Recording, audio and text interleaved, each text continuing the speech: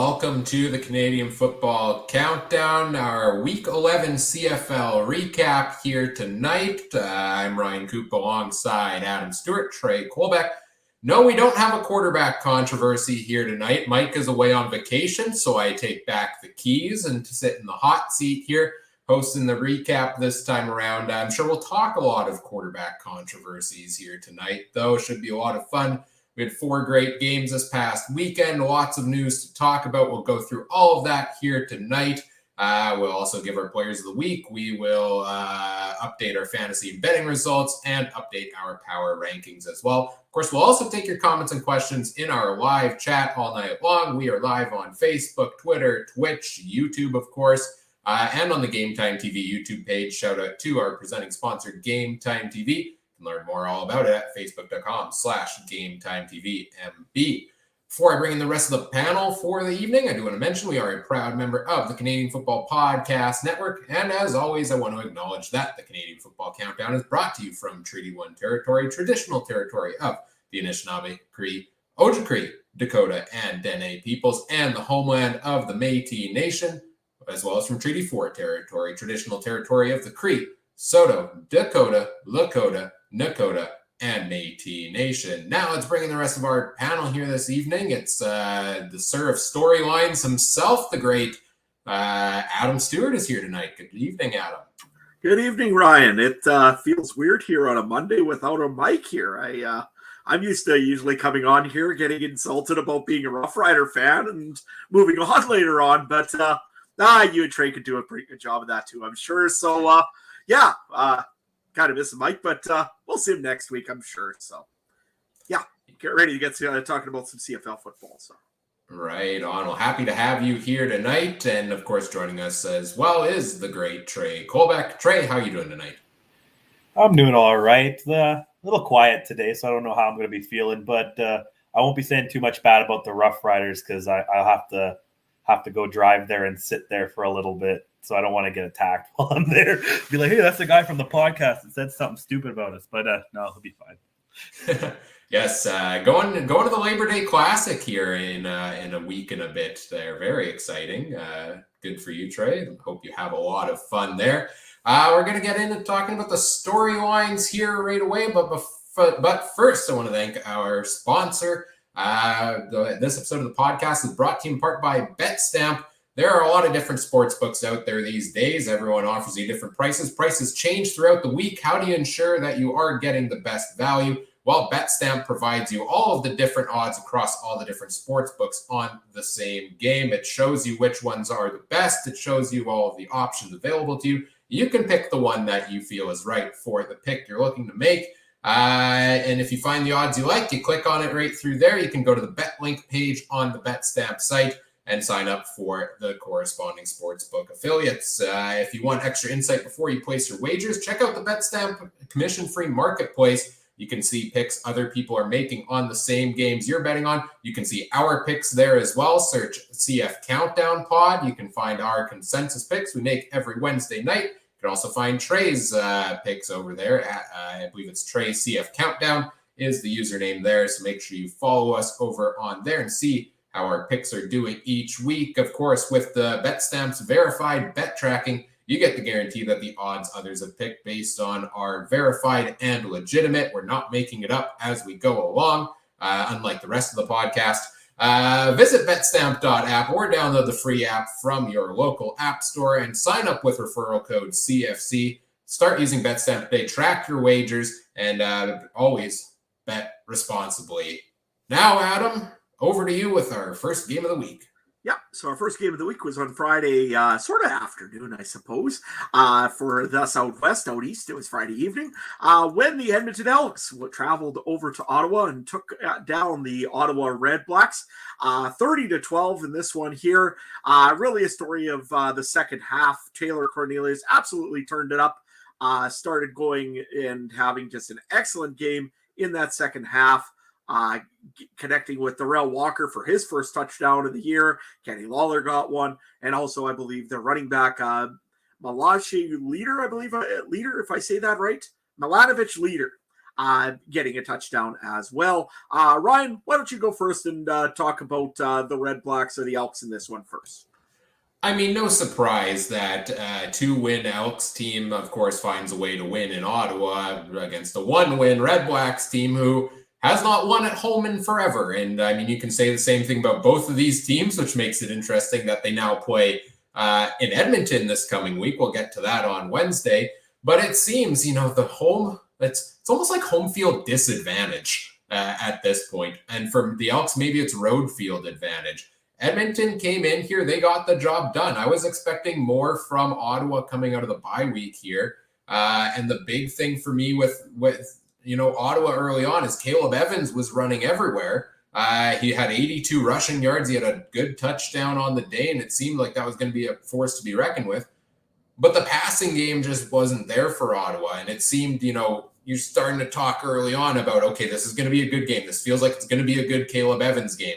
And then it just dried up from there. And then it became a question of, well, now do you put Nick Arbuckle in? I mean, Evans is running well, but he's not passing properly. Do they keep him in for the running ability? Do they go to Nick Arbuckle? I don't even think Paul LaPolice knew, to be honest. He ended up going Arbuckle's direction there for part of the game. He filled in, and, they just couldn't get the job done. Very disappointing effort here by the Redblacks, who every time you think maybe they have something, they just don't seem to have it. And it's becoming more and more frustrating to watch a team that seemingly brought in all the talent in the offseason and can't get it together. And one week after another, you're starting to wonder more and more. We talk about this every week, is when is it going to be it for Paul LaPolice? Are we going to see them eventually get to a point where they do make a change mid-season? But Trey, what do you think on this effort from the Redblacks?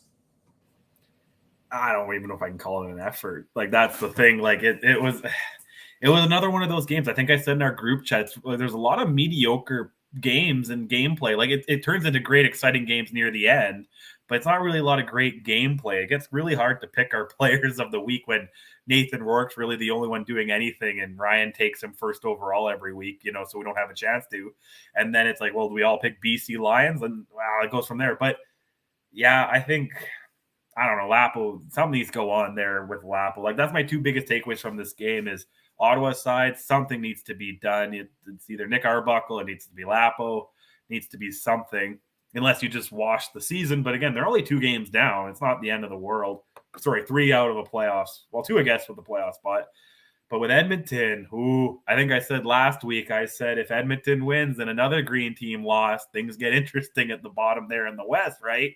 They're only 2 games down, and Edmonton's got another one against Ottawa, and I believe then back-to-back against Calgary, or so at least one against Calgary. And over that time, Saskatchewan's got Winnipeg and BC. So it's going to get things are going to get sticky down in the West. That's what I think I called this, the battle for Curtis Rourke. If he was eligible this year, this would be the battle for first round, and turned out to be that way. But Edmonton, let's see if Edmonton can get their first home win next week in a long time.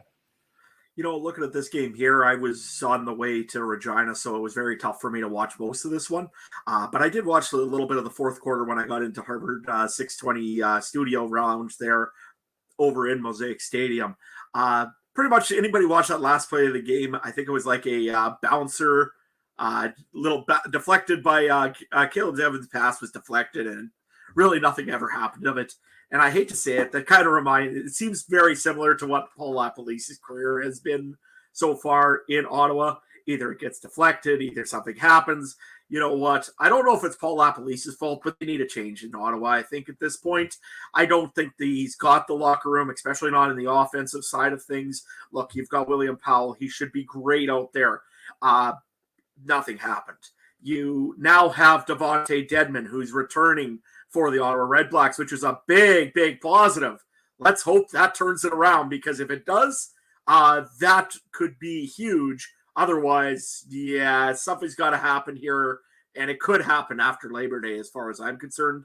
Ryan, what did you think on the Edmonton Elks? You didn't talk about them earlier. Seem to have a little bit of success here with Taylor Cornelius.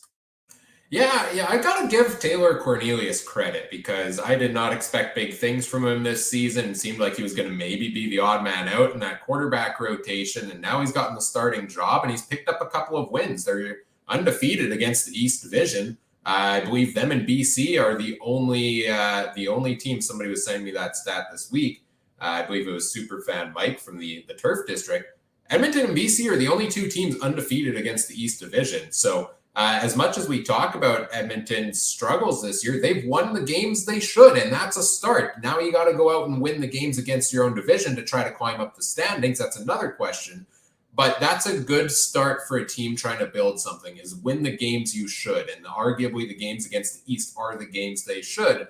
And I think they're finding a lot of success by letting Taylor Cornelius run with the ball, because last week he had that major game. This time he put up 47 rushing yards on the day. Yeah, he wasn't the most accurate passer, but 208 yards, 2 touchdowns. He got the job done. The defense shut down Ottawa. I think this was a good all-around effort by Edmonton here, who now, have the chance. They face this team again next week and potentially have the chance to go and rack up a couple of wins here and make things interesting in that West Division. So I said all season long, early in the season, Edmonton's going to get better down the stretch. I don't know how much better they get, but don't count them out in that West Division yet. I think Edmonton's got a shot at making something happen. Trey, what are you thinking there on Edmonton? Anything else you got?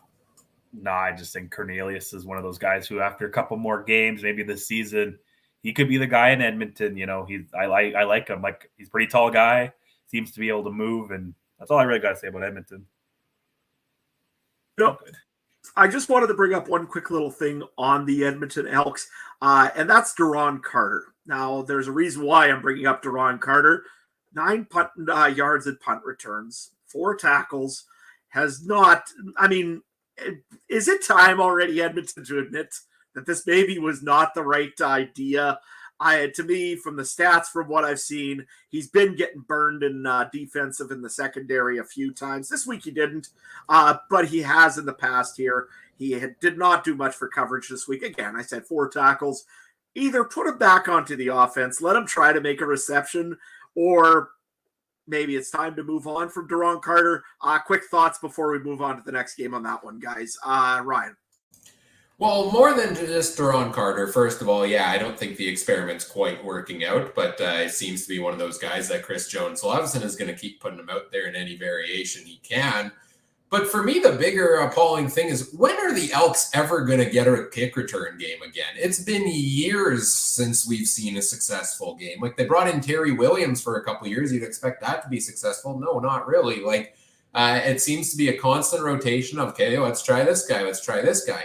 Everybody else seems to be having no problems finding a diamond in the rough to be their kick return masters. So I don't know what it is about Edmonton. I don't know if it's the blocking in front of them, but it's a facet of the game that's just not helping them out right now. And good football teams get good field position out of their return guys, and they're not getting that right now. I don't know, Trey, you're the Duron Carter fan here. Well, one of them. We all kind of like the guy. But what do you make of his time here with Edmonton? I didn't think, the return game, I'm kind of surprised he's out there. I knew he was a guy back in the day, but the speed, it's kind of like him and Speedy B. I'm kind of like, why are they kick return guys? Like, they're historically good ones, but not right now. But at the same time, I think defensively, I don't mind Duron Carter. It's always good to have a veteran out there.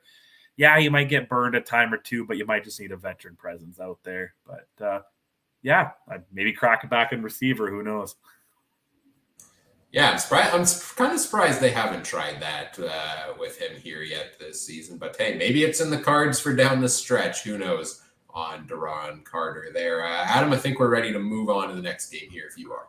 Oh, I wish we could skip this one. All right. Well, since we can't, the BC Lions came into Saskatchewan there for Friday Night Football. And I believe that this game here, the score flattered the Saskatchewan Roughriders. Unfortunately, BC Lions end up winning this one 28-10, mostly on the magistry and the magic of Nathan Rourke. We're going to get to him, obviously, pretty quickly here. Sorry, Ryan. But I'm going to go on a little bit of a rant first here on this one. Cody Fajardo was pulled just before the second, just during the end of the second quarter there for Mason Fine. Did not have anything really going for him. I'm just trying to grab the stats here real quick, but I believe it was around 47 yards, 2 picks, just nothing going for Cody Fajardo, hanging on to the ball a little long once in a while. They had a little bit of success starting with Jamal Morrow, who I guess we'll also talk about later on here. He had a little bit of success there. All of a sudden switched it, said, you know what, we're going to start throwing the ball out, and interceptions for Cody Fajardo on 2 of them, and just did not have a good game. And of course, Mason Fine comes in just before the second half or first half ended, and ends up marching the ball all the way down the field and getting the team's, I believe, only touchdown of the game. All of a sudden, cue the quarterback controversy in Saskatchewan, because if somebody scores a touchdown after the other guy gets pulled, you always have a quarterback controversy in Saskatchewan. I'm going to put it this way. I watched that game right from beginning to, 4 minutes left. This is the first time in probably about 5 years that I've had to leave early because I just couldn't take anymore into a Rider game. This was driving me nuts. And, of course, you can hear the crowd behind me. Oh, it's all Fajardo. Look at Mason Fine's making all these cool little passes. They're 3-yard passes. BC's going to give you that all game long and then some. 3 + 3 does not equal 10. As much in Saskatchewan as we've had math problems over the years in 2009, I will talk more about that. We could still probably add 3 and 3 together, and that still don't make 10. So here's my thing. You could put Tom Brady back there. You could put Patrick Mahomes back there. You could put anybody right now back in the Saskatchewan backfield. You could have had Nathan Rourke back there. It doesn't make a difference until you fix the tackles position in Saskatchewan. Jamal Campbell was injured during this game. He was pretty much out for the whole second half. Your only backup that you have in Saskatchewan right now, Josiah St. John. That's all I need to say on that one. They need to get some help in offensive line to give Cody Fajardo some help. We're going to talk a little bit about injuries earlier, but there is a kind of a pun on Facebook today saying that Saskatchewan has taken out 2 quarterbacks. No, they've taken out 3. Fajardo counts also, just because of their own offensive line. So to me, that is the biggest problem in Saskatchewan right now. It's not Cody Fajardo. Cody is a decent quarterback. Yes, now he's completely rattled, and I don't blame him. You got no help right now going to you. If you have no help, you're going to try to tuck that ball down. Make sure at least you don't give up a fumble or anything worse. So I can see why he's doing what he's doing. I just hope that they can figure out something with this offensive line soon. Trey, let's go to you first. What's your thoughts on the Roughriders going out of this one? Roto raggy. That's all I gotta say about that one, man. That's it, man. I really can't sum it up any better than you did, Adam. And to save time, I won't. Let's just go to Ryan. Like, just hit that little 15-second back thing and listen to what Adam said again. That's my thoughts. Ryan. Yeah, I mean, I don't really have too much else to add on there as well. Mason Fine came in. He did fine. There we go. I got the joke in. But it seems like things are falling apart here for Saskatchewan. Like you mentioned, the offensive line. Fajardo, yes, he's a good quarterback, but he's banged up, and he's going to get more banged up the more he goes out there behind this offensive line. Now you lose Jamal Morrow on the 6-game injured list. Duke Williams is now out a week, 2 weeks minimum.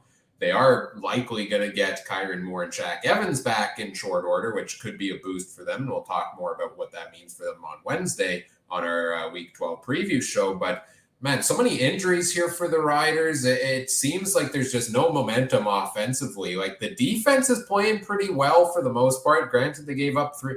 I say they played well. They gave up 375 yards to Nathan Rourke. That's well. That's good. That's one of the best of any team this season, arguably. It seems like the defense, it seems like Mario Alford's playing a good game on the return game, but the offense just isn't there. And I almost draw comparisons to a couple of years ago for Saskatchewan, where didn't they score more defensive touchdowns than offensive touchdowns a couple of years ago? And it almost seems like they're in the same boat as that. But the defense isn't quite there at that level where they can make up for the offensive inefficiencies. And that's why we're seeing Saskatchewan either, not play a full 60 minutes and then put it on right at the end in the final 5, or we're seeing them lose games like this. Is just the imbalance between the defense can't keep up with the play of the offense. And with the injuries happening, I don't know how it improves in short order on offense. And I don't think it will improve until, again, that offensive line is settled. If Cody had an extra half a second probably to get that football off or think about how he's making that throw, if he had Kyron Moore and Shaq Evans open, again, you got Duke Williams probably injured for at least a week. Sounds like maybe even more. Probably you have a little bit of a chance there. But when the guy can't have a chance to even get the football off, you're not going to do much. And again, yes, he threw 2 bad interceptions, but that was him trying to make something out of anything to try to get something going. He shouldn't have made those throws. Probably if he had an offensive line that would give him that extra second, he wouldn't have made those throws. But he has to do what he had to do, and unfortunately made sure that Mason Fine came in. The defense has been playing pretty good for Saskatchewan. They got in the face a little bit of Nathan Rourke, which was good. However, speaking of Nathan Rourke, unfortunately, in the fourth quarter, we have to bring this up, and Ryan's already, he's wearing a black shirt purposely tonight because, something bad happened. Nathan Rourke ended up getting, tackled on the play, got up, tried to lead the field, went right back down immediately, and was helped off the field by his BC Lions offense. A very terrible situation for the BC Lions and for the CFL. Let's face it. Seeing a guy that's young and has been talented and been just absolutely slinging the football the way he's been doing. There were some plays in this game, I got to admit, I was sitting there. How does the Riders defend this? You look at Brian Burnham, that one-handed catch up against one of the best defenders in the league. He got beat. It was just in a perfect place for him to catch the ball. So, unfortunately for Nathan Rourke, I can't remember exactly what the injury is called. I know there's a specific name for it, but it sounds sounds like he's going to need surgery on this, and it will be a very long recovery here for Nathan Rourke. Hopeful BC is to get him back late October, which would be great. Nathan Rourke, of course, went on Facebook and Twitter, and he's optimistic that he'll be back even sooner. But again, these injuries take time. Ryan, I'm going to pass it over to you because I know you're the chairman of the Nathan Rourke Hall of Fame Club. I need your statement on this. Devastated, completely devastated when I saw this happening. This was a late Friday night game. I worked an overnight shift the night before. I was running off of like 3 hours worth of sleep. And to just see Nathan Rourke go down like this, didn't quite break me, but it was getting close as the chairman of the board here of the Nathan Rourke for Hall of Fame Club. I mean, he was putting on another fantastic performance. He was on his way to almost getting 400 yards in this one when he was tackled and went down. And no, Chris in the chat was asking, was it Marino? No, it wasn't. In fact, this was actually a legit full-fledged fair hit in this one. There was nothing dirty about this. It was an unfortunate play. Nathan Rourke goes down, and you could just feel the wind out of the sails across not only just BC, the entire league, right? Like everybody. I had my most interacted with tweet ever on Twitter during this game when I tweeted out, please let Nathan Rourke be okay. Please let Nathan Rourke be okay. Please let Nathan Rourke be okay. Like until I hit the 240 character limit. Because everybody was in the same boat. You hate to see it. He means so much for the league. He's the face of the league right now. And it sucks to see him go out. But I do have some thoughts on, how I think BC goes from here. But I want to get your guys' take here first on the loss of Nathan Rourke for the Lions. Trey? Yeah, I tried distracting you with random horse racing trivia at like midnight on Friday, man. I was trying hard in the group chat, but I think I kind of agreed with, I don't know if you said it now, but you definitely said it in the group chat on Twitter. I don't think BC is going to be last now in the West by any means. I don't think Saskatchewan or Edmonton's going to catch them. Maybe Calgary now, and maybe they're not so much on Winnipeg's but I don't think they're really going to drop. They still have a pretty solid quarterback in their in Connors. Is that what his name is? O'Connor. Yeah, Connor. And then actually Pipkin was playing okay too on some of those short yardage things. I think they'll be completely fine. What I think they're going to miss, and I think I said this in the group chat as well, is the behavior of Nathan Rourke. He had a broken ankle, and what does he want to do? He sits with ice with his helmet on with his team, and I think that's what they're going to miss a little more. So if they can get him back by late October, November, that's what they need. Now, he's also going to be a guy that's probably going to be in the locker room every day and be in the practice and the film room every day regardless, but you don't have him in that huddle on the field. So that's what I think they're going to miss. Adam? Yeah, I think that's exactly what they're going to miss. They're going to miss the work ethic of Nathan Rourke, who apparently comes in at 6 a.m. and leaves at 6 o'clock at night. First guy there, first guy out. And I believe that Michael O'Connor, let's face it, he's a good quarterback. He's a good Canadian quarterback, and I've seen him play before in the university ranks.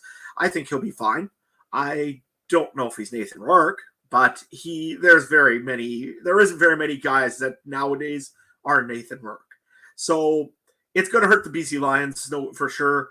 However, you're right, Trey. They've got a great offense right now. They've got probably some of the best receivers in the league. They can probably Dominic Davis. Sorry, did I say that right? No, sorry, Antonio Pipkin. My bad. Too many guys that I can't think of at one time. Antonio Pipkin looked great on short yardage, so you can still run him in the short yardage play. Michael O'Connor has a good arm on him. I think that BC will be okay. I think it's going to take maybe a week or two to adjust to this because, again, you've got a quarterback who hasn't probably seen even the ones really at all this year when Nathan Rourke has been playing to a guy now that has to learn it a little bit quicker. But that being said, I think BC will be okay. One thing brought up in the chat a few times here, how long is Garrett Marino going to be in this league? Was Garrett Marino the one that did the hit on Nathan Rourke, which, let's face it, he's been known for doing some stupid things over the last little bit. This was his first game back, guys. You know what? I want to get your guys' opinion quickly on Garrett Marino.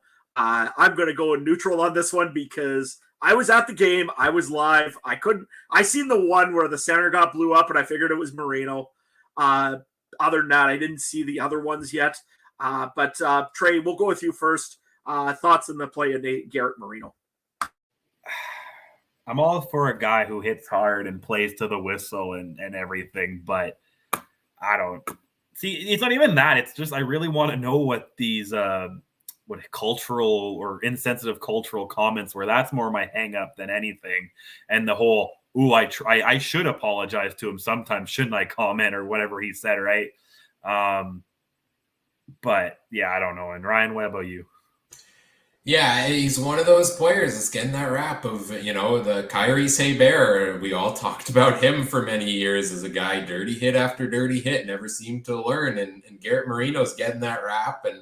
And there's a borderline between playing hard and playing dirty. And it seems more and more, it seems to be leaning in the direction of playing dirty here for Garrett Marino.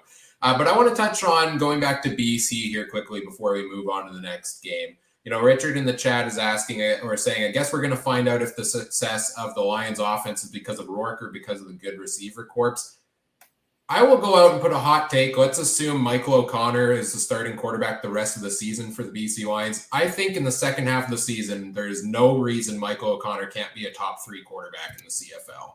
And that is because what is the other field out there right now? We don't have a ton of quarterbacks lighting it up any given week. And you have the best receiving corps in the CFL. You have arguably the best we've seen since the 2016 Redblacks. And when you have a guy like Brian Burnham making that ridiculous catch he did in the end zone, it doesn't matter who the quarterback is. If he can throw the ball, these receivers are going to find a way to come down and get it. Now, do I think maybe they take a bit of a step back? It's going to be hard to replicate what Nathan Rourke did, for sure. But I think this team is still set up to compete atop the West as good as anybody is. We talked about the wide receivers. They've got a decent running back in there in James Butler. And nobody talks about the defense, and maybe that's what we're going to talk about down the stretch here. They're first or second in every single defensive category, guys. Second, they are, I believe, second in sacks on the season, just behind Saskatchewan. They're second in interceptions. They give up the lowest yards to the pass, lowest yards on the ground to anybody. They give up the lowest passing touchdowns. all of these stats, the BC defense, it leads the way. And we haven't talked about it because we've been busy talking about Nathan Rourke. So this team is deep across the board. Maybe special teams is a little weaker, but I don't see any reason they can't compete for a top 2 spot in the West Division, host a home playoff game. And maybe then Nathan Rourke comes back home, for a playoff game and returns in time for that. And then who knows what happens from there. But my level of concern about the Lions, very minimal, actually, despite the terrible loss of Nathan Rourke here. Yeah, no, I think the BC Lions will still have some success here, and let's face it, we'll see what they do here up against the Saskatchewan Roughriders again this week in BC Place Stadium. Good place as any to try to get some momentum for your new quarterback, Michael O'Connor. Over on Twitter, we actually had a question come in from Scott Westman asking myself, with the Riders in tough with their remaining games in record and their opponents going forward, and if the East can get hot, can the Green Machine cross over for the playoffs? I want to say yes. I really, really want to say yes. Right now, if this offensive line stays the way it is, no, they can't. I'll tell you right now, the Riders won't make the playoffs. They will have a hard time keeping above Edmonton. They got the season series. That's the only reason they're going to stay above Edmonton. But if the East keeps splitting games, there's a possibility, but it's going to be a very short playoff run for the Saskatchewan Roughriders. If they play Montreal, if they play Hamilton, even if somehow Toronto ends up in the second, it's going to be a very short season, postseason for Saskatchewan if they go east or west, if this offensive line is not cleaned up and cleaned up fast. It's just that bad. And I really, to be honest, don't see it happening right now. Chris in the chat says, fire Jason Moss. Again, you could put Bill Belichick back there as an offensive as an offensive coach. It won't make a difference until you have the talent and the team of offensive linemen that you need to be able to block and cover for your quarterback. Otherwise, again, I know Dan Clark's coming back soon. I hope that's a piece of it, but they need more than that. The tackle position, the guys coming off of the edge.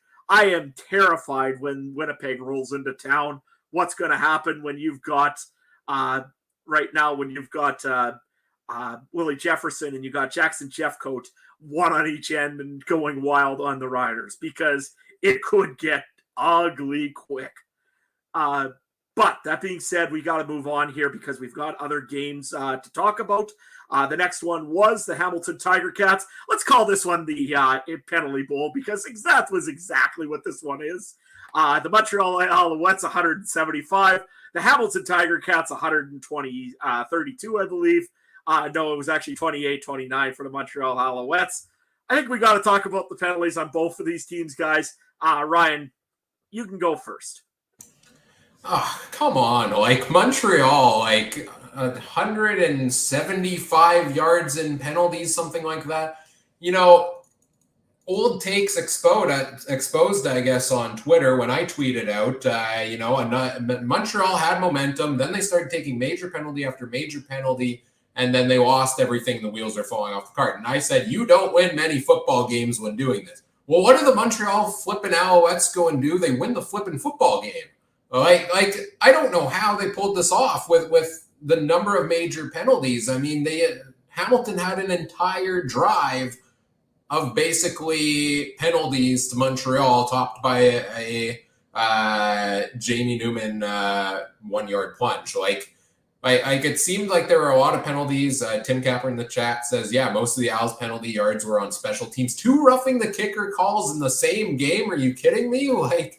Like the discipline wasn't there. And I don't know if that makes this even more impressive of a win for Montreal and an impressive performance by the likes of Trevor Harris and that offense that, the defense was taking a lot of penalties. The special teams was taking a lot of penalties. The offense had to work overtime, arguably, here to go and put them back in it. And they got it done. And they got it done late, and it came down to the wire. But I still stand by this. Montreal's not going to win many more games this year if they keep taking penalties at that amount. But also kudos to the offense for getting it done there.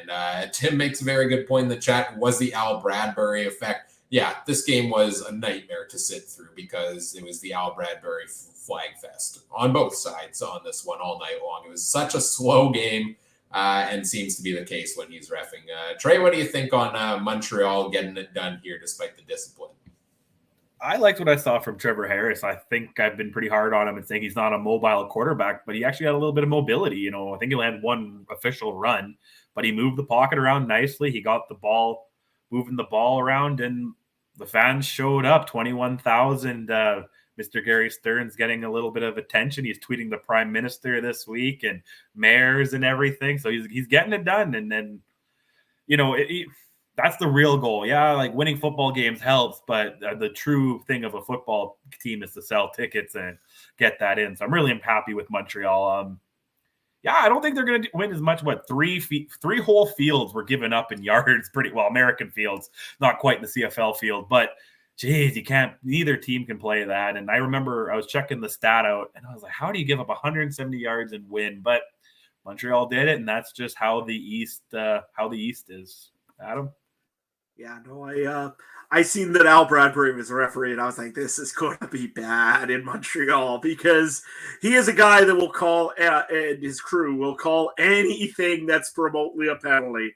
He doesn't hesitate. That crew just is one that just loves to throw the ball. Now, again, I should also say Al Bradbury's crew, not Al Bradbury, because Al Bradbury doesn't throw all the penalty calls, and you shouldn't just hate on one ref because that's not fun. But hey, you know what? It was a perfect day there for football.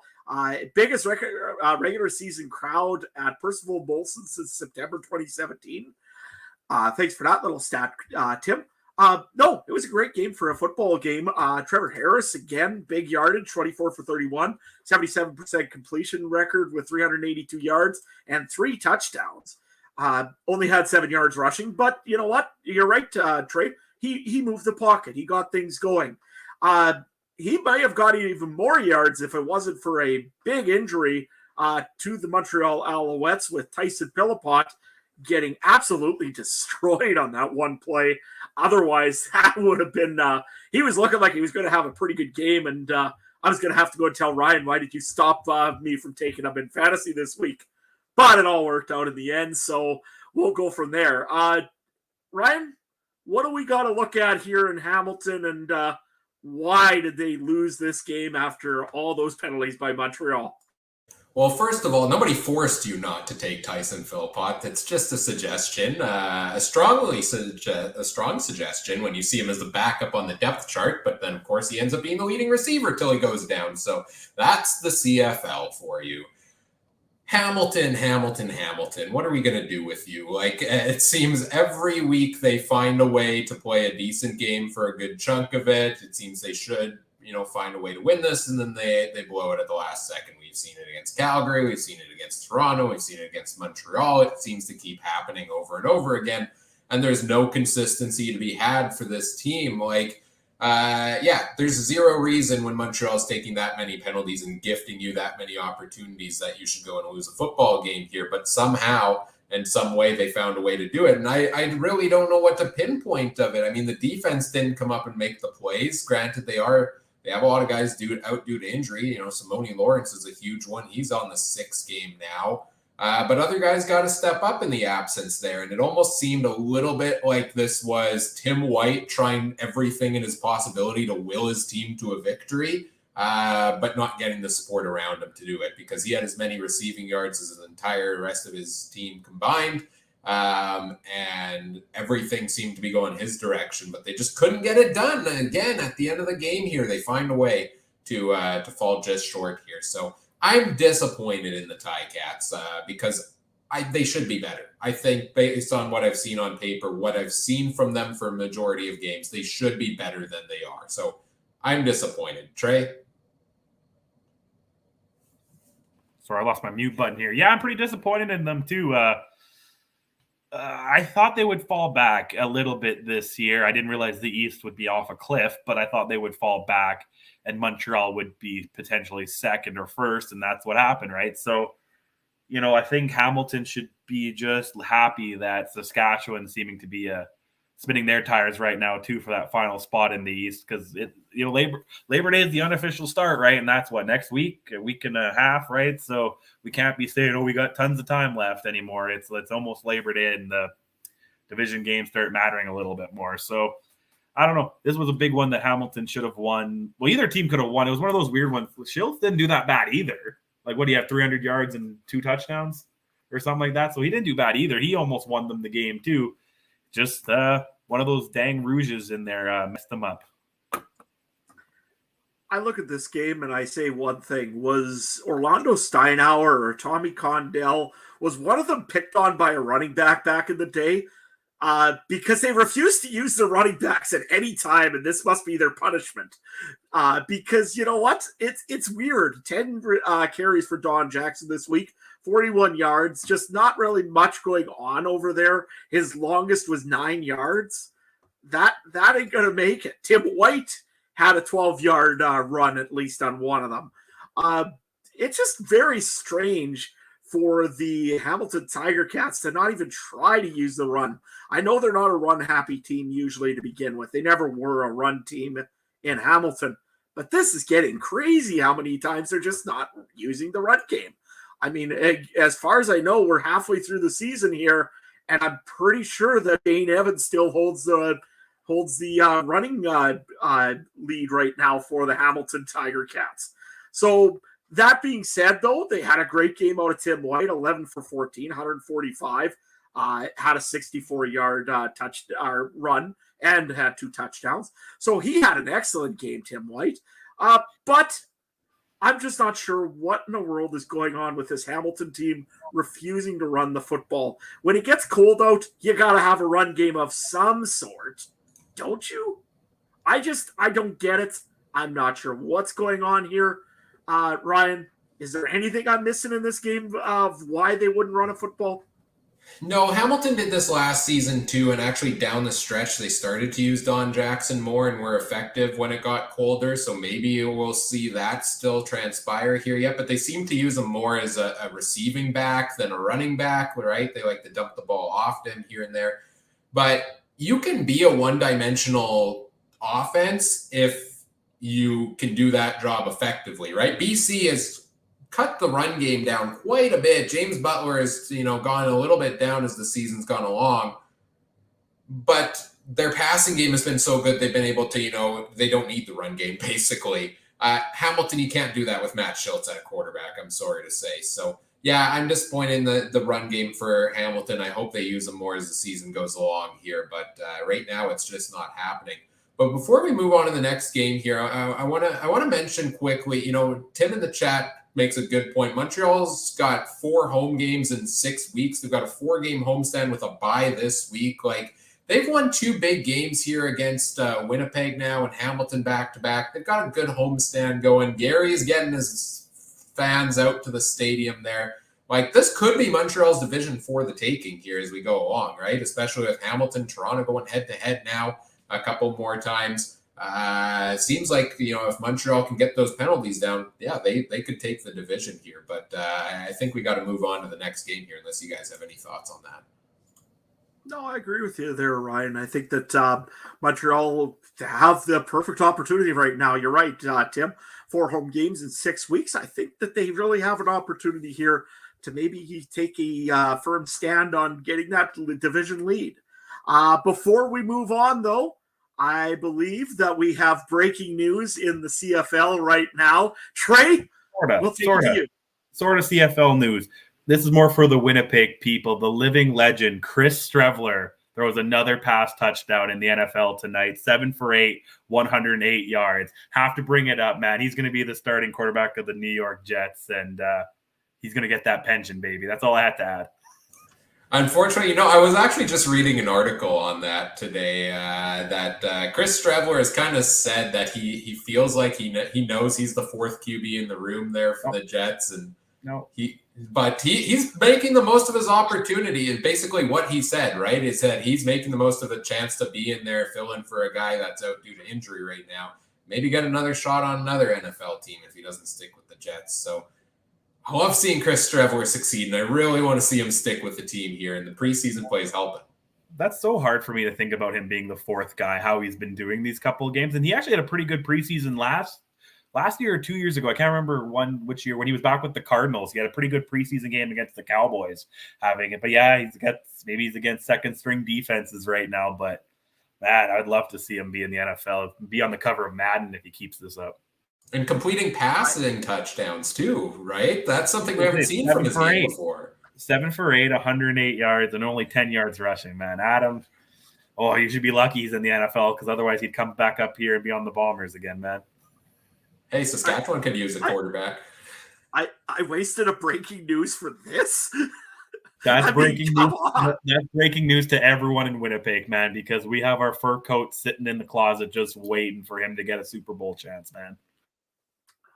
I thought maybe, you were going to say that the Riders acquired an offensive lineman or Bo Levi Mitchell, who we're going to be talking about right away here after this Calgary Stampeder win against the Toronto Argonauts during CNE night over in Toronto. I thought you were going to talk about him possibly maybe getting traded.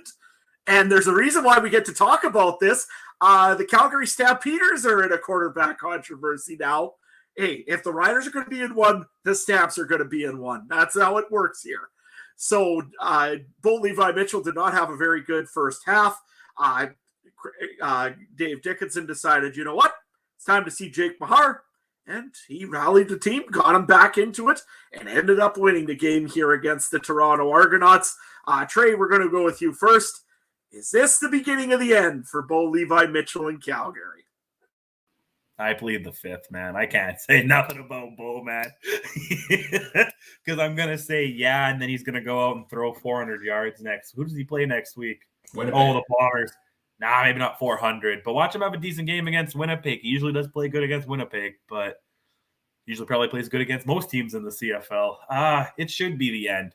I did say that a lot in the offseason and before we started, and he started up hot, but is that just the team around him? I think the team around him is keeping him afloat. He's got a little bit better offensive line than maybe we see in some other teams they had him, and he's got a pretty solid defense. So I wouldn't mind the backup being the guy there. But watch Bo just have an MOP game or two to get an IG Field on Thursday, right? Watch it happen. So, Ryan, what about you? I don't believe we're ever seeing that game come again from Bo Levi Mitchell. I will not plead the fifth. I will gladly tell you that, this was a tale of two halves for Calgary. In the first half, they had nothing going. The offense was dismal. The defense was keeping them in it. And then they seemed to get momentum and turn things around in the second half when they put the best quarterback on their roster currently out on the football field, which is Jake Maier. Yeah, I think Jake Maier should be starting going forward here. Bo Levi Mitchell has been trending downwards in almost every offensive category, it seems. CFL Fantasy player pricing came out for next week. He's like $6,400. He's cheaper than his backup quarterback, Jake Maier, which goes to show you that offensively, he just hasn't gotten it done so far this season. Trey, you made a good point a couple weeks ago. He hadn't thrown a number of picks. Well, that didn't settle in this one. He threw 2, 0 touchdowns. It's been a number of weeks since, he's put up a consistent touchdown total here. And this is not a knock on anything in Bo Levi Mitchell's past in his career. He's been a fantastic quarterback. He has had a heck of a career. But at this point in his career and with the system he's in, I don't think that he is going to be putting up a massive game here anymore. And I think we've seen it trending downwards. We've seen a lack of communication between him and Kamar Jordan, Reggie Begelton, etc. And Jake Maier is a guy who had started 3 games and threw 300 yards in all 3 of them last year. He came in the second half of this one, not fantastic, but almost 80% passing, 156 yards and interception, rallied them to a victory. So, I would love nothing more than to see Calgary come out and start Jake Maier going forward here. But let's be realistic. Dave Dickinson is going to ride Bo Levi Mitchell off into the sunset. I think you're right, Ryan. I think that Bo Levi is going to go back in. He's going to go get 600 yards. He's going to get 6 touchdowns next game. Absolutely hammer the Winnipeg Blue Bombers. And I might have... He might get 6 touchdowns the rest of the season. Stop saying that. I got him on my fantasy, and I'm keeping him on there for now. You know what? I think it is starting to become slowly the beginning of the end for Bo Levi Mitchell. as Churchill once said it, maybe it's the end of the beginning or the beginning of the end. You know what? I think that this is slowly turning into a point where Calgary says, look at how much we're spending on Bo Levi Mitchell. Look at how much we're spending on Jake Maher. And look at what BC's doing with Nathan Rourke right now. Why are we spending this much money on Bo Levi Mitchell? Especially when the results aren't there yet for the Calgary Stampeders. There's been a lot of these games where they barely squeak by and win a game. And I mean, it's kind of almost that old saying of winning hides a lot of scratches and a lot of dings. I'm wondering if it's not hiding a lot of Bo Levi Mitchell's stat line, because people still look at it and say he's a winner. He's winning games. But you know what? In the end, the stats never lie. I think there's a certain broadcaster in Winnipeg that would probably say that. Anyways, that being said, it was maybe a party of starting to be the beginning of the end for Bo Levi Mitchell, but it's also the beginning of a great-looking running back starting over in Toronto. Had a lot of catches out of the backfield. It was very interesting how Ryan did when he used them. AJ Ouellette, I'd like to get you guys' opinion on him. Trey, you want to go first? Fantastic. He was my fantasy team, and it really helped me out because I went really cheap in a lot of positions to be able to have Captain Canada as my quarterback. And even getting injured, he still gave me like 26, 27 points before going out. But yeah, no, I loved what that guy did. You know, almost 100 yards, and weird enough, Andrew Harris goes out and then they decide to run the ball. Like, you know, yeah, that makes sense. And he had a couple catches, a couple of those screen swing passes. It doesn't always pick up tons of yards, but it picks up, you know, first downs and picks up some consistent yards. 18 fantasy points, which I'm sure Ryan will talk about later. Is if his price is down, then that's a guy that's going to definitely be in my lineup again next week. Love to see what that is. But real quick, I just want to touch on Bo. This is the kind of joke. He should have taken the NFL contract whenever that one he supposedly turned down, because he'd still be getting that paid out probably. But other than that, Toronto, this is their division to take. I want them to take it. Like, one team needs to take it, you know, and it's one reason one team hasn't quite taken in the West is because two of them are Titans and Calgary is Calgary, right? They're still fighting it out. But Toronto needs to take the bull by the horns. They would have two more against Hamilton, right? Coming up here, or at least, yeah. Labor Day Classic and the week after. So in Hamilton, we don't know what's going on in Hamilton. So Toronto needs to keep it going. Bethel Thompson, what was his stats? One interception. Again, you know, it's such a weird, so weird, this East. You know, a team with 276 and an interception and you're winning the game, but you have a running back who helped you out, right, Ryan? Yeah, what a weird stat line for AJ Ouellette also. Like 6 carries for 18 yards. He averages 3 yards along the ground, but he's the leading receiver for the team with 7 catches on 8 targets for 92 yards. Like, this is a fantasy dream of a running back to get that much target on the screen passes and make it, make the most of them like that. Yeah, AJ Ouellette seemed like he had a bit of a spark. Seemed like he's a guy who can, is not afraid to run through some traffic to make a big play here. And I think that's an exciting piece for the offense to use going forward here for Toronto. But, it seemed like they had some sparks. Seems like they had things going for them. But every time they do, it seems like they can't find their way into the end zone when they do that. And that's the biggest knock I have on Toronto, is that they're not putting the ball in the end zone efficiently enough right now. They settled for 4 field goals from Boris Beatty, I think, in this one. And really, they had the chance with how Calgary was playing in the first half to put this away, but they ended up just short kicking field goals over and over. So Toronto's up and down, man. Toronto is the team I struggle to pick the most. If we were to look back, and maybe I'll find the stats this week, at my pick'em record on games involving the Argos over the last 4 years, it's garbage. Like, they find a way to either impress or disappoint on the weeks when I expect the opposite from them every single time. And yeah, it wasn't great. It wasn't great here for them. They should have been able to pull out the win in this one. But at the end of their defense, did a solid job, I thought, especially in that first half. But the offense just wasn't putting the touchdowns up. I don't think they have a bad offense. I think they've done a good job at moving the ball down the field this year. They just got to put the ball in the end zone a little bit more often. Adam? No, I agree. I think it was very amazing to see a running back get that many catches out of the backfield. I was surprised at how they used him. I thought maybe they would just run him. He's a big boy. He can take a little bit of a hit. And you know what? No, they're just going to run him out of the backfield, which I don't think Calgary was expecting really much of either.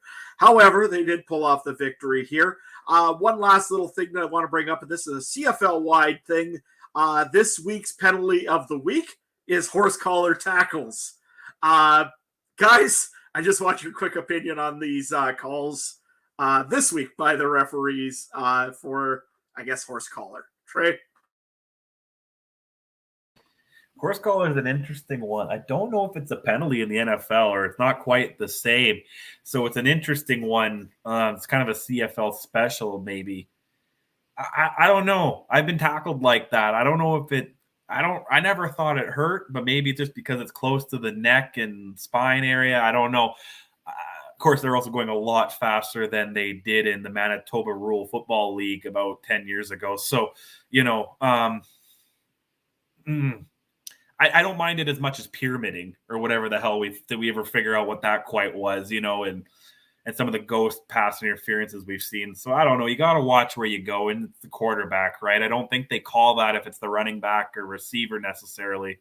But a couple on the quarterbacks, you got to be careful because we already lost one star, and we lost Mazzoli. We don't need to be losing Colaros. We're losing Bo and Fajardo for other reasons. We don't need to be losing the other guys, right? So, yeah, Ryan. Yeah, I'm happy you went to our resident horse collar on the horse collar penalties first here. It seems fitting. Of course, Trey calling the horse races. This is the penalty of the week, like you said. It seemed like there were a couple of them. Sometimes they're a bit ticky-tacky, but all in all, it's in the name of player safety. We've seen some vicious hits of that variety, and to me, the penalties suck at times. We all hate the refs when they throw a penalty flag on our team. But if it's something that in the long run actually decreases serious injuries for players, I'm all for it, is my stance on pretty much any penalty, really. If we can keep the top talent in the league out there and playing, if we can keep all talent in the league healthy so that they can have long careers and good lives afterwards, that's a plus from me. And, regardless if it costs my team a 15-yard penalty, that could change the game. Absolutely. I think it's time we move on to our fantasy stuff here for review. Ryan, how'd we do this week?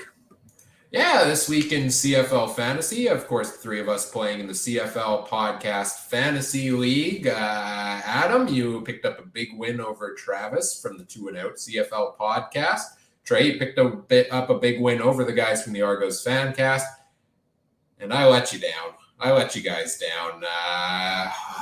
Pulled out a narrow defeat against Superfan Mike, who now across 3 years of playing fantasy football, despite finishing like top 2 in the standings every year, I'm 0-5 against him across 3 years, I think it is. I find a way to lose every time. And this time he had Nathan Rourke, who got injured. He had Tyson Philpott, who got injured. He had a defense that scored 0 points. And all I needed was a decent effort from McLeod Bethel Thompson in the final game to go out and pick up a win this week. And did I get it? No, I did not. I fell about 5 points short. So I dropped to, I think it's 9-2 on the season. Trey, I believe you're at 7-4. Do I have that correct? And Adam, you're at 6-5. So all three of us in a playoff spot here, guys. Congrats to the two of you on a big win this week, though.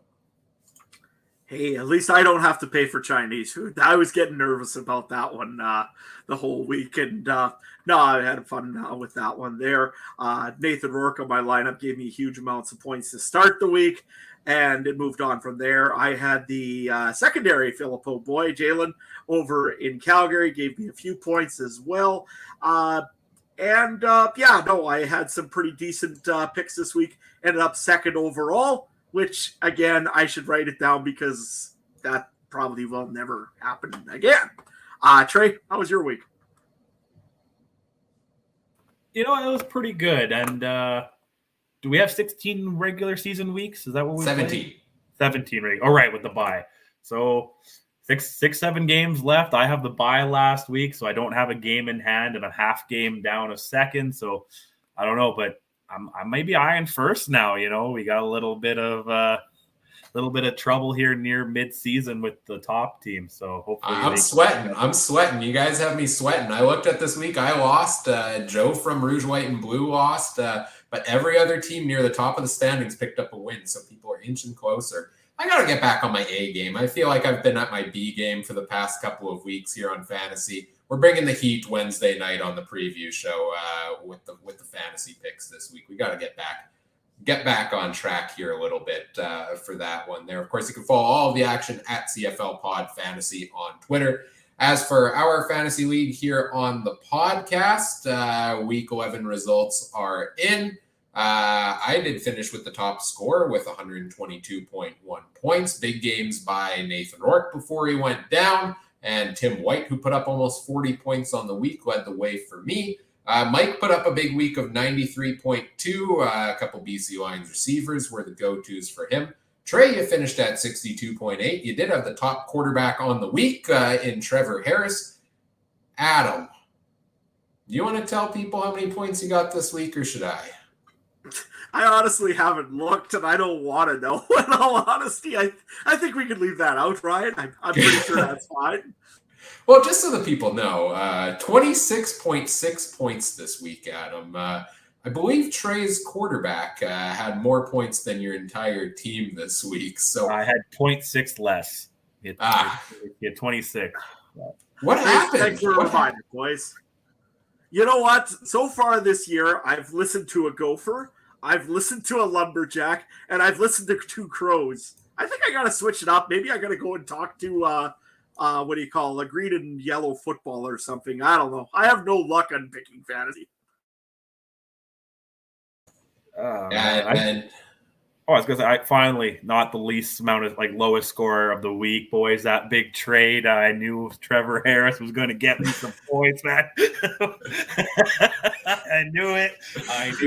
Somehow Mike is probably just sitting there and thinking he got the worst of this deal. Yeah, you're visionary, Trey. You're visionary. Fine. And this week, too, Trevor Harris they're on the bye, I think, Montreal. Never mind. So Caleb Evans is going to have to get more points than Zach Caleros, and then Mike will really be eating it, and that's payback for dumping Andrew Harris on me. Yeah, you made a lot of roster moves this week too, Trey, getting involved in the waiver wire there with a couple of moves this week, picking up both Philpott twins, maybe playing for the future there a little bit. I'm going to have to do some figuring out with my lineup coming out of this week because, Nathan Rourke is out for a long time, so there goes my backup's Cody Fajardo, which isn't much better. So somehow I've gone from the best quarterback crew in the league to ouch. It might be a bit of a struggle coming out here. I want a clarification from you guys though, especially from you, Adam, because you were the one whining about Nathan Rourke counting as a Canadian. So can I have a quarterback still count? Because we have to have 2 on the roster, on our overall roster, and at least 1 Canadian on our game day. Can a quarterback count as one of the 2 on the roster as long as I start another Canadian in my active lineup each week? I think that's fine. As long as you have another Canadian, you could start a different quarterback, right? So I want to talk about a quick collusion here, Adam. So we should put all the remaining waiver money we each have on O'Connor to prevent Ryan from getting him. I think that's a good plan, in all honesty. I've been thinking about it, to be honest with you. I'm starting to look at baby Bo Levi Mitchell and saying he might just become a free agent this week. Oh, he's sweating. Ryan was planning that, and we just No, that's okay. I have other quarterbacks in mind as well, so. Okay. Let's face it, I think it's going to be a very interesting week in priority waiver wires. I think there's probably a running back that somebody's probably going to end up trying to pick up. I would imagine there's a quarterback that's probably somebody's going to end up trying to pick up. Will Trey take Deron Carter back? We'll see. Hey, you know what? I'm also wondering on this end, Ryan, for commissioner rules. If I go and I pick up a quarterback / running wide receiver, am I allowed to use him in either position? You would have to use him at whatever position he's currently classified as in the CFL Fantasy game, which would be wide receiver for the case of Kyle Oxley. Ah, shucks. That wasn't the player I was thinking of at all. But, yeah, okay. Who else could it be? Not very many other options. On Carter. But yeah, waiver wire open? It should be, yeah. Okay, well, we're gonna figure some things out here. Okay. Carry on. All right, we'll see what happens this week. And Richard in the chat is asking who picked up Michael O'Connor. Nobody as of right now, although I have a feeling that may change somewhere by the end of this week. Let's get into our betting results for this week, powered by Betstamp. Of course, Betstamp helps find the best prices across all of the different sports books and maximize your online wagers. You can track your picks there. Sign up at betstamp.app with referral code CFC to let them know we sent you. We've been tracking our picks on there. CF Countdown Pod's the username. You can find them all there. But how did we do in our picks this week, Trey? Alrighty, boys. Yeah, start off. First game of the week. Edmonton was the underdog, plus 4.5. Well, we all took them. We all felt pretty confident in them, so we all got that one right to start. Then we move on. Now we start going different ways. We go to BC, was the road dog the road favorite -5.5. But Adam took the home underdog 6.5. Adam, sorry, man. I understand you got to take the hometown team. You got to do it. Marie and Ryan and myself get that one. Then we go to Saturday, and Ryan's famous expression, that dang spread.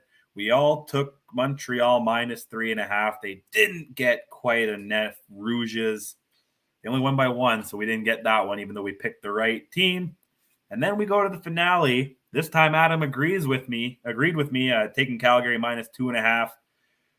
Ryan, you never listen, man. Takes Toronto 2.5, plus 2.5, goes against Bo Levi and the backup mayor. And Adam and I get those two right, but Ryan doesn't. So final standings. I need to make nice charts. I did it 2 weeks ago, and I keep forgetting. Ryan's at 24-19. Adam keeping his head above water, 22-21, and I'm still leading 27-16. We're all making money. Since we started Betstamp, I'll just throw this out. I don't have the podcast, but my personal one, if you did the last 4 weeks with me, you would have made $124 if you did $25 bets, 31% return on investment. Not bad. But that's also based off $25 bets. So, bet your limit, bet responsibly. Don't bet the farm, especially don't bet it on Cody Fajardo breaking any records right now. Yeah, we did go 3-1. We did go 3-1 on our consensus picks for the week as well. So not a bad week overall, but man, this week I put it down on a 4-game parlay on the money line on things this week. I went on my 4 picks here. I went with Edmonton. I went with BC. I'm thinking, okay, sitting good coming through 2 games. Montreal one had me sweating, but I did take the Alouettes. They pulled it out. 3 games good. And I put $5 down, and I think it was like a payout of something around $70 coming out of it. And going to the last game, I think I told you guys, watch the Argos screw it up. I know the Argos are going to screw it up. Sitting pretty at halftime, and sure enough, the dang Argos screwed it up. So we'll see if we can hit that one of these weeks. But you guys got me into the betting content here a little bit and tried it out, but no luck on it this week. We'll see how we do as the season goes along. Yeah, that's all I got, boys. Yeah. I honestly have no comments. I mean, I had to take the Riders. If I don't, Chris in the chat is probably going to find me and hunt me down. So, had to take the Riders this week. We'll see what I do, though, on Wednesday. Right on. Well, let's move into, if I can get it ready to go, our players of the week here for week number 11. Adam, you're first up on the board, and your player of the week is AJ Ouellette. The man had a good game, had some catches, was used in a different way. I credit Ryan Dinwiddie for getting creative and figuring out how he wants to use his running backs a little bit.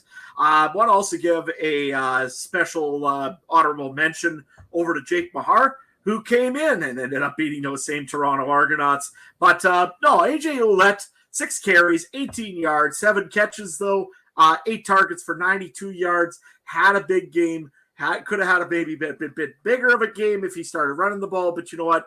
I was real thrilled with him being used the way he is. And he's doing a very good job of filling in for Andrew Harris. Ryan, what did Mike pick this week? Yeah, Mike's away today, but he sent in his player of the week. And of course, the week he doesn't have to make the charts. He makes me go and put the unconventional pick in for him. He chose the kickers around the CFL for his player of the week this week. He was very impressed by the kicking game. All of the kickers went a combined 14 of 17 on field goals this week. I believe that's around 83%.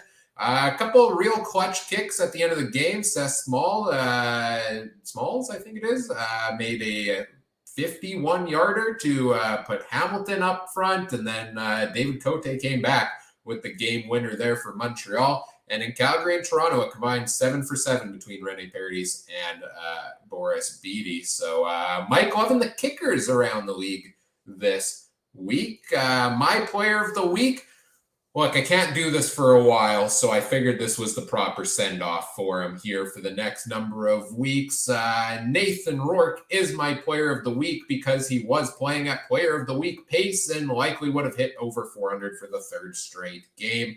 71% completion, 375 yards, 2 touchdowns. Did have 2 interceptions, but bounced back from them nicely, and 63 rushing yards. And this was, of course, in limited action, leaving the game a bit early. Very sad to see Nathan Rourke go down. He's been my player of the week more times than every other player combined, I think, this season. I'm going to be missing seeing his name up on this chart. So best of luck with your recovery, Nathan Rourke, and all the best. And hopefully we see you back yet this season. Honorable mention for me, of course, Tim White, 11 catches, 14 targets, something like 140 yards, I think it was, 145. Major week for Tim White carrying things for his team, but they did not pull out the win. All right, Trey, over to you for your player of the week. Yeah, I took Montreal quarterback Trevor Harris, 24 for 31, 382, and 3 touchdowns and 1 pick. You know, we've been seeing a lot of crazy games by Nathan Rourke, so some of these stats might not sound so crazy, but, you know, 300 or anything over 350 yards and 3 touchdowns and over 75% completion, you can't bat your eye at that. But honorable mention, Mr. Gary Stern, like I said earlier, just getting the house packed. Got to put him in there. You know, who knows if Montreal could have even squeaked this one out if it didn't have such a home field advantage, that one. So kudos to everything going on in Montreal. I love it. Yeah, I would say this is Trevor Harris's best game he's played in an Alouettes uniform. And maybe, well, he had one like 400-yard game against Calgary when he was with Edmonton last year. But one of the best games we've seen from Trevor Harris in a while. Adam? I wish that the song I Will Remember You, we would have played that in the background while copyrighted, so we can't play that in the background for Ryan when he was talking about Nathan Rourke. But it's all good. We'll move on. Yeah, I'm kind of tempted to, just put Nathan Rourke as my starting quarterback in my fantasy roster every week still anyways and still beat you guys. Wouldn't that be fun if I could do that? I believe in the rest of my team to lead the way without him. Let's take a look at our power rankings here for week number 11. I will go first on this one. I've got BC still at number 1 and Winnipeg at number 2. And that is because for me, Winnipeg, I don't move teams around when they're on a bye week. So Winnipeg was on a bye, so I can't quite move them up. And I'll stand by what I said earlier, that BC is not going to miss too much of a beat without Nathan Rourke due to their defense, due to their receivers. So I will leave them up top for now in my rankings with Winnipeg at number 2. Calgary, despite the offensive woes, they find a way again to win another key football game here. They go in at number 3 for me.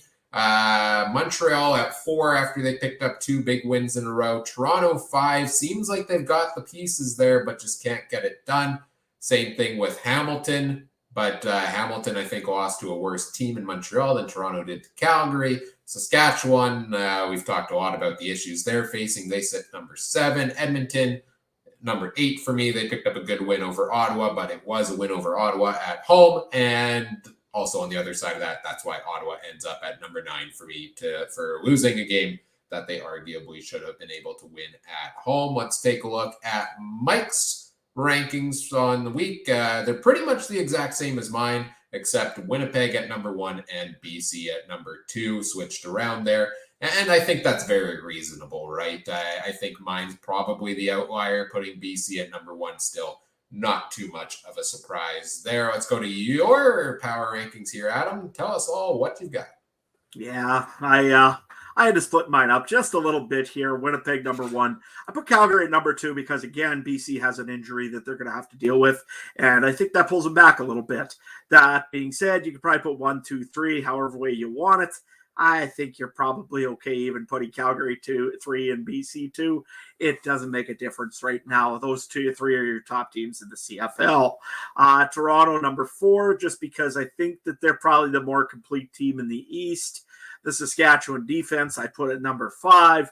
I cannot, in good conscience, put the offense there, but I can put the defense because I think they're pretty good. The Edmonton Elks, I'll put at number 6. They've been better. Taylor Cornelius has started moving around a little bit, has helped that Edmonton Elks team a little bit as well. Montreal at number 7 and Hamilton at number 8. Only reason Montreal was ahead of Hamilton is somehow they pulled off the victory. If this was penalty rankings, both of them would be number 1 and number 2, respectively. And Saskatchewan would be number 3. But it is power rankings. So we'll go with Ottawa at number 9 right now. And that's Saskatchewan offense. Again, get something going in that offensive line. I won't go on the same rant as I just did earlier tonight. But seriously, it's bad. Really bad. I mean, I don't know if there's much that could take that offensive line seriously in this league. It looks terrible. Fix it up, please, so I don't have to keep doing this for another week. Trey, what's your power rankings look like? First of all, just to touch on my breaking news. So you're telling me that Chris Streveler is going to be the 4th stringer, but they're posting him on their Twitter site? Like, come on, man. The Jets themselves are posting the guy with the tats. Like, he's going to be the starter. But anyway, here, power rankings. If I could put Chris Streveler. I hope so. Man, the Twitter account on an NFL team putting the 3rd string quarterback up there, that they don't do that, man. They don't do that. He's going places. I don't know much NFL, but I know the Jets have not had very many successful quarterbacks in the last number of years. So Ryan, trade everything to get him in your fantasy team, man. Just do it. Just do it. But anyway, I think I said mine are the exact same as Mike's. Yeah, for the same reason as like I think Mike has it. I think Winnipeg is the better team in the injury, and BC's the only team that BC's not to beat yet is Winnipeg, right? So I think that's the reason why I have that there. Calgary, yeah, they just won, so they're going to stick to 3rd. Montreal, I think, though, is on a hot streak, and that's why I have them above Toronto, even though they're a game down. I want to see Montreal continue. I think that could be their division. And then I have Toronto, Hamilton. I'm going to keep Saskatchewan at 7. I do think they're better.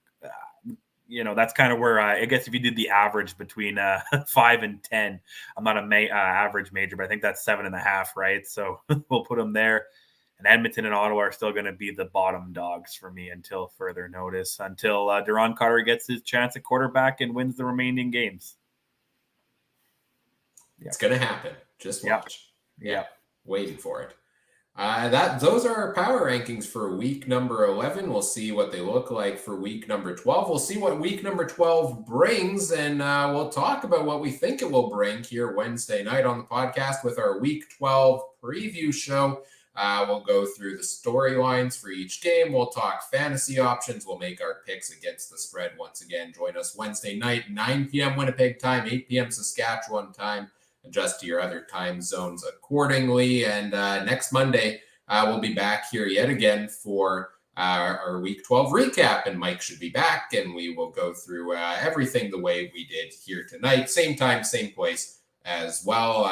You can watch it live on YouTube. You can watch it live on Facebook, Twitter, Twitch as well. The Game Time TV YouTube page also. Shout out to our presenting sponsor, Game Time TV. You can learn more at facebook.com/GameTimeTVMB. You can also catch on, if you want to just catch the audio feed, you can catch it on your favorite podcast platform as well. You can find it on most of them. If there's one you do use and you can't find it there, let us know. You can message us on Facebook, the Canadian Football Countdown there, or tweet us at CF Countdown Pod if you want to chat with us on social media. Make sure you check out all the other great shows from around the Canadian Football Podcast Network as well at CF Pod Network on Twitter. Adam, let's start with you here. Where can people find you and everything you've got going on these days? I'm over at Adam Stewart 1. You can go there if you want to go and try to make up the Chris Trevler won't make the New York Jets appreciation club. Not that I really like Chris Trevler or anything, but let's get that trending on Facebook. Chris Trevler gets cut just because I want to see Trey's hopes and dreams be crushed. Anyways, you can also catch me over there for some good harvest action, which will be probably starting within a week or so here probably. Also, you could probably go and check out some of my YouTube videos at Farmer in Sask if you want to check that out. And hey, also make sure you go and check out our other buddy who's on vacation right now, Mike Garrell, at Mike Garrell, or at Game Time TV MB. Either way, you'll get some good content from him. I think he's going to be doing a little bit more on hockey pretty soon. So it's crazy that we're already thinking about hockey, and it's not that far away, to be honest with you. Trey, where can people find you? And not watching a Jets game, I hope.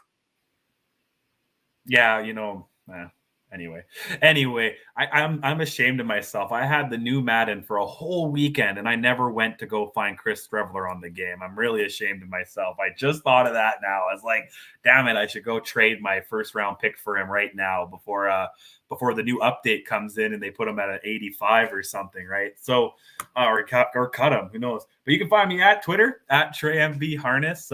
Usually got some horse racing stuff on there. A pretty busy weekend for horse racing. I'm a little tired from staying up watching that. So you can find me there. I'm always down to talk UFC. I stayed up late watching that on Saturday.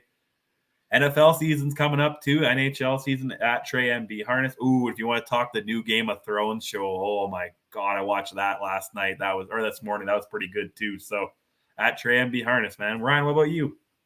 Hey, you can find me on Twitter at CooperTrooper42 if you want to share in joining me in mourning the non-death, but the injury loss of Nathan Rourke, as I have been all week. I still think he'll end up in the Hall of Fame, but, Hall of Fame injury right there for Nathan Rourke. If you want to talk CFL, you want to talk CFL Fantasy, I'm game for that there as well. NFL starting soon. I'm traditionally not an NFL guy. I make that known pretty regularly on the podcast. Trying to get a little more into it this year. I feel like every year I ask, which team should I cheer for? I never buy in on a certain team. Maybe I'm trying to get more into it again this year. So maybe this is the year. So let me know which NFL team I should pick to back or cheer for this year. If Chris Trevler starts, it'll probably be the New York Jets.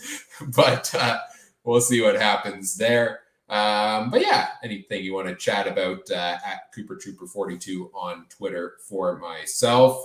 Chris says not the Browns. Sorry, Adam. I'm open to potential team fandom here for the NFL.